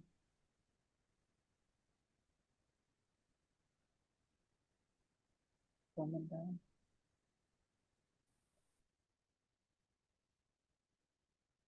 Yes.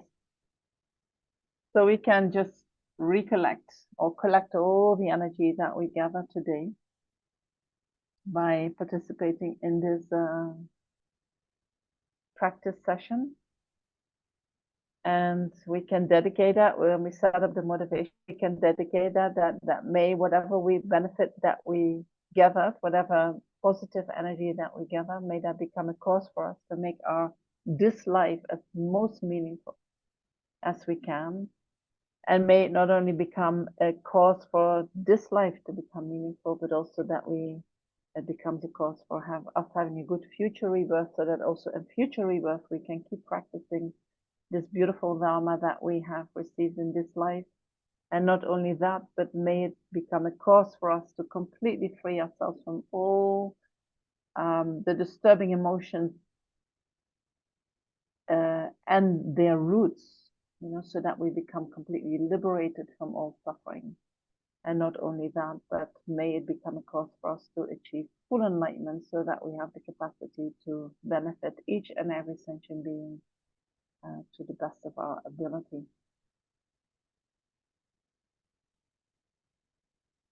Now we're back to the. You have another one?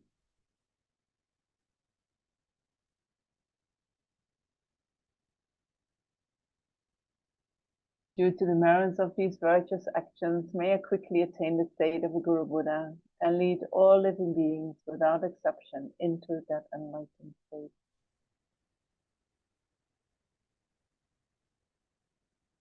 May the supreme jewel bodhicitta that has not arisen arise and grow, and may that which has arisen not diminish but increase more and more.